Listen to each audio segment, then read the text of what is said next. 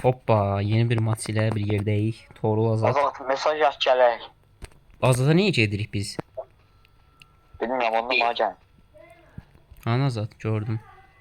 Ya bu lanetli yerden çıxın lan İkiniz artıq. birləşin mənə gəl. Nə lanətdir amına koyayım. Ortalar. Tamam, indi bura gəlməyin, bura bağlıdır. Aa, bura bağlıdır, doğru. Bizim Bu atom bombası var. Yoksa mayla geldi. Hop. Oo, reis Oh, shit. botdur. Bu bu bot deyil, bu əslin oyuncudur. Qaç. Yo botdur. Allah.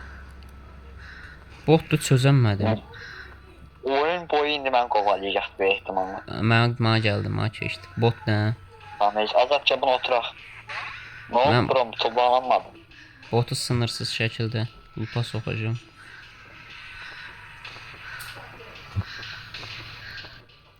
Ya kodumun botu, mənə ağırsan. Botu burada full burada oyalasam, oy bu link.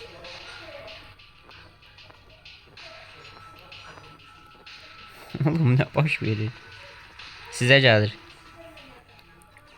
Azad, Ya amına koydum. ne tür vurabildi o botsa? Ama bottu da. Hmm.